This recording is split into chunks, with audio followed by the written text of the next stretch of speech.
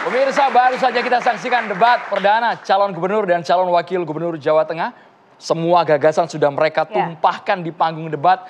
Anda yang menilai, masyarakat Jawa Tengah yang tahu persis mana yang unggul, mana yang perlu ditambah, mana yang perlu dievaluasi. Tadi memang suasana sempat memanas, tapi yang menarik ada kalimat yang keluar bahwa debat jangan saling menjatuhkan. Bahkan berbagai aspek Putri juga dibahas. Betul sekali. Reformasi birokrasi, pelayanan yang prima.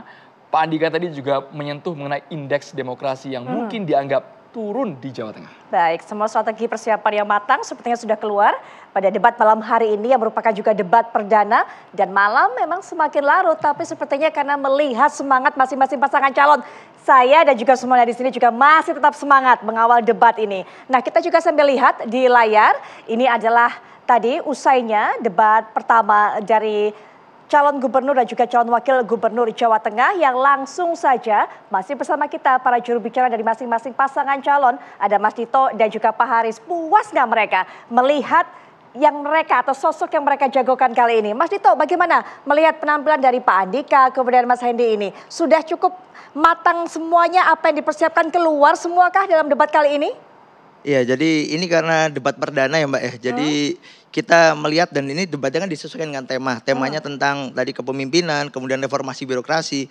Hal yang menarik tadi yang saya lihat adalah adu gagasan antara Mas Hendi dan juga Gus Yassin ya. Karena beliau berdua memang yang berpengalaman dalam mengelola daerah. Dan saya rasa apa yang sudah diterapkan oleh Mas Hendi di Semarang itu bisa diaplikasikan di Jawa Tengah. Baik. Jadi saya kira ini masih pembuka, nanti masih perlu didalami lagi program-programnya karena masih ada debat kedua dan juga debat ketiga. Tapi sudah puas?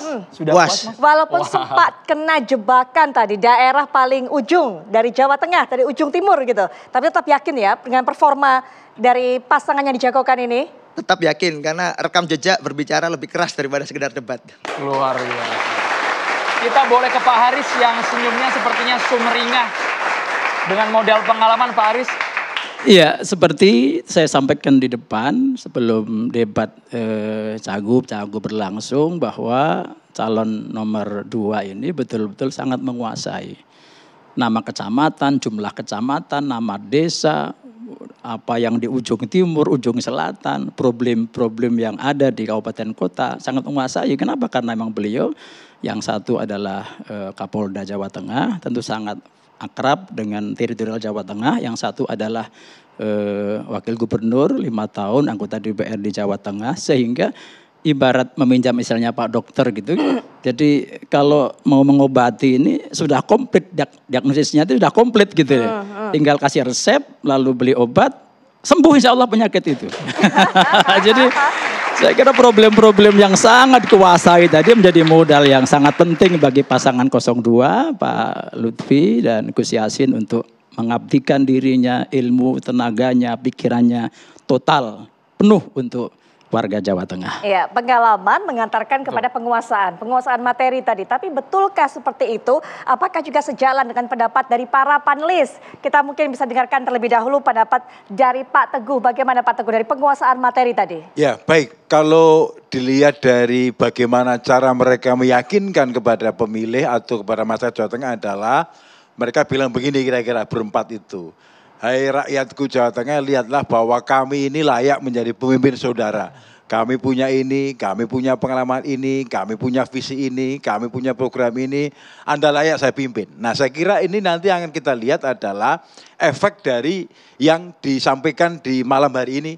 Terutama saya kira besok kita sudah akan melihat bagaimana tren naik turunnya apresiasi, akan banyak expose lanjutan yang saya kira akan kita lihat. Saya secara umum melihat debat ini untuk debat pertama itu keren ini. Masuk dalam kategori debat yang gayeng. Karena tadi up and down-nya luar biasa ya. Jadi dari yang pertama landai agak naik, akhirnya landai lagi. Dan ini saya kira contoh yang baik bahwa debat adalah bagian dari diskusi ilmiah, bagian dari upaya untuk bertanding, bertarung, tetapi tetap dalam suasana kondusif. Ada naik, ada turunnya Putri ya. Prof, Joe, apakah debat malam hari ini tidak hambar sama sekali ya? Ya, ini memang nuansa emosi juga tadi ya? Termasuk secara substansi, Prof. Ada sedikit, tapi menurut saya itu masih normal. Jadi ini debat ala Jawa Tengah lah. Ya, agak santun. Jadi kalau ada tadi misalnya kritik yang sempat disebut oleh Gus Yassin ya, kepada Pak Hendy bahwa belum dijawab pertanyaan, lalu kemudian beliau datang merangkul ya sesudah itu. Jadi ini memang suatu banyak yang gestur politik ya. Iya, gesturnya banyak yang ke Jawa Tengahan. Nah, tapi yang penting bagi saya debat ini harus muncul dengan argumentasi yang kuat. Jadi debat itu poin utamanya adalah di argumen-argumennya. Apakah argumennya itu make sense? Apakah argumennya itu masuk akal? Apakah argumennya itu memang sesuai realita? Atau itu cuma omon-omon saja? Itu yang lebih penting. Yang tadi? Yang tadi itu ya sosok saja saya lihat. Tidak begitu kelihatan argumen yang kuat gitu. Ya, tapi apa yang mereka tawarkan, Prof, cukup ini untuk direalisasikan tentunya? Ya, jadi itu mungkin juga tidak cukup dengan hanya pernyataan-pernyataan program tadi, tapi juga harus dilihat lebih jauh apakah birokrasinya siap melaksanakan itu nanti. Perangkatnya siap. Apakah dukungan APBD-nya memadai untuk menjalankan itu. Apakah nanti koordinasi, sinkronisasi itu bisa direalisasikan. Itu kan kayaknya seolah-olah mudah diucapkan, tapi dalam prakteknya tidak segampang itu. Baik, Prof. Jo. Kita ke Mas Dito. Mas Dito, dari sekian banyak tema tadi, subtema yang dijabarkan pada ajang debat perdana Jawa Tengah. Poin mana yang menurut Mas Dito jadi pembeda dan itu merupakan poin plus dari paslon nomor urut 1, Mas Dito? Iya, jadi poin plus yang ditekankan oleh paslon Pak Andika dan juga Mas Hendy, tentu yang pertama adalah fokus beliau untuk mengentaskan kemiskinan. Jadi terkait dengan kemiskinan ekstrim. Karena apa? Karena angka 2 digit ini bukan angka yang sedikit, tapi angka yang banyak. Dan mana kalau misalnya kita ingin memajukan suatu daerah dengan perekonomian dan juga untuk meningkatkan kualitas sumber daya manusianya, maka kemiskinan ini harus segera ditekan. Jadi saya rasa itu yang akan menjadi pembeda. Dengan apa? Dengan beberapa program yang tadi sudah disampaikan oleh Pak Andika. Salah satunya dengan pelayanan yang good governance, kemudian reformasi birokrasi yang bersih, dan sebagainya. Jadi saya kira itu yang perlu ditekankan terkait dengan Pak Andika dan Pak Hendy menitik beratkan kepada pembangunan manusia, kemudian pengentasan kemiskinan, yaitu dan juga beliau akan memberikan kemudahan bagi semua masyarakat Jawa Tengah untuk menikmati akses yang merata dan adil, baik itu berupa teknologi dan juga baik itu berupa pendidikan dan juga kesehatan. Baik, masalah pengentasan kemiskinan disebut oleh Mas Dito menjadi salah satu program unggulan andalan yang menjadi pembeda dibandingkan sang rival ataupun juga sang lawan. Bagaimana dengan paslon nomor 2? Tahan dulu Pak Haris, tahan dulu. Nanti kami akan jabarkan, tapi setelah jeda berikut ini tetaplah bersama kami di debat calon gubernur, wakil gubernur Jawa Tengah. Sepertinya sudah tidak sabar paslon nomor 2, Pak Haris. Dari sekian banyak tadi yang dijelaskan, mana program unggulan dari Lutfi dan juga Taji Yasin? Apakah satu kakak, satu rumah, atau yang mana, Pak? Iya, tadi sudah saya katakan bahwa pasangan kami ini selain ya memiliki banyak keunggulan kompetitif dari aspek figur, dari aspek pengalaman, mungkin relasi dengan pemerintah pusat. Satu hal lagi yang ingin saya sampaikan sebelum merespon panjenengan bahwa pasangan ini mewakili arus kultur yang berbeda.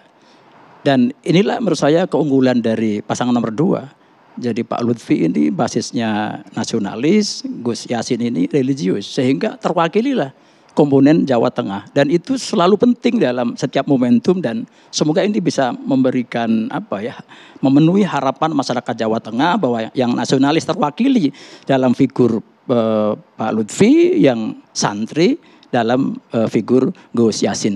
Lalu terkait keunggulan, ya saya kira seperti panelis menyampaikan bahwa debat ini sangat menarik. Saya kira bahwa Pak Lutfi, Gus Yassin menyampaikan misalnya yang juga tertuang dalam misi beliau berdua, bahwa kebutuhan dasar masyarakat ini harus terpenuhi.